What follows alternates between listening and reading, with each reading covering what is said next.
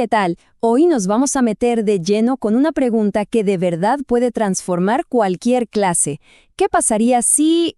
Vamos a ver cómo esta idea, que parece tan simple, aplicada con estrategias de aprendizaje activo, convierte a los estudiantes de simples receptores a verdaderos autores de su propio conocimiento. Y todo empieza con esta pregunta.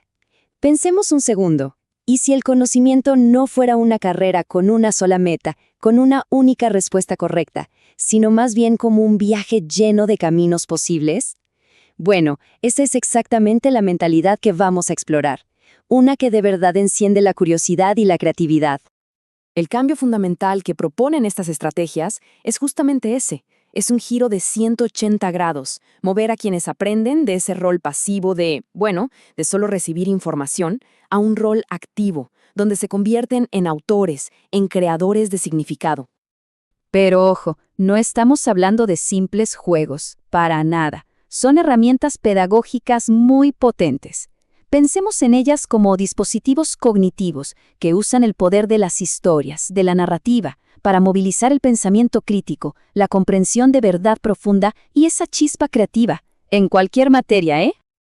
Y es que al aplicar estas técnicas, el aprendizaje va mucho, pero mucho más allá del contenido en sí.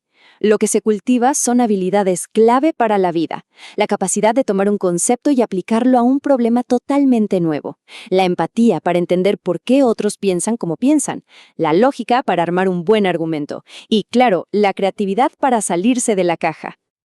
Muy bien, vamos a sumergirnos en la primera herramienta. Es súper sencilla en su concepto, pero potentísima en la práctica. La idea es proponer un cambio en el final de una historia, de un proceso histórico o incluso de un problema matemático. Ahora, ¿por qué hacer esto? Bueno, porque obliga a desmenuzar el cómo y el porqué de un resultado.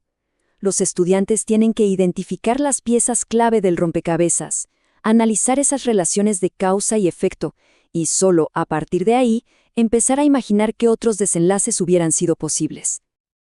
La pregunta mágica, la que abre la puerta a todo, es siempre la misma. ¿Qué habría pasado si? Es una invitación a especular, pero con fundamentos. ¿Qué pasa si el héroe del cuento toma la otra decisión? ¿O si invertimos una variable clave en un hecho histórico? De repente, se abre todo un universo de posibilidades. Y aquí es donde reside su verdadero valor formativo. Se estimula algo que se llama pensamiento contrafáctico, o sea, la habilidad de explorar lo que pudo haber sido. Pero la clave, y esto es muy importante, no es pura fantasía. Ese nuevo final tiene que ser lógicamente coherente, tiene que estar bien argumentado, y es ahí donde demuestran que de verdad entendieron el sistema completo. Y lo mejor de esta estrategia es su increíble versatilidad. Es un verdadero comodín. Funciona en historia, ¿no? Al imaginar otro resultado para un evento clave. En ciencias naturales, al simular qué le pasa a un ecosistema si sacamos al depredador principal. Hasta en matemática, viendo cómo un pequeño cambio en los datos iniciales altera toda la solución. O en lengua, reescribiendo un clásico desde otra mirada. Funciona en todos lados. Pasemos ahora a la segunda gran estrategia, que se enfoca en algo que es igual de poderoso: cambiar la perspectiva, pero esta vez a través del cambio de roles. Su función didáctica es clarísima, es sacar a los estudiantes de su propia cabeza. Al tener que asumir un papel diferente, se ven forzados a entender motivaciones que no son las suyas, a desarrollar eso que llamamos empatía cognitiva y, por supuesto, a tomar decisiones desde una lógica totalmente distinta a la propia. Y los roles pueden ser de lo más creativos. A ver, imaginen esto: un debate entre una célula vegetal y una célula animal. De repente, conceptos súper abstractos como la fotosíntesis o la respiración celular se convierten en argumentos personales que tienen que defender. El aprendizaje cobra vida, se vuelve algo tangible.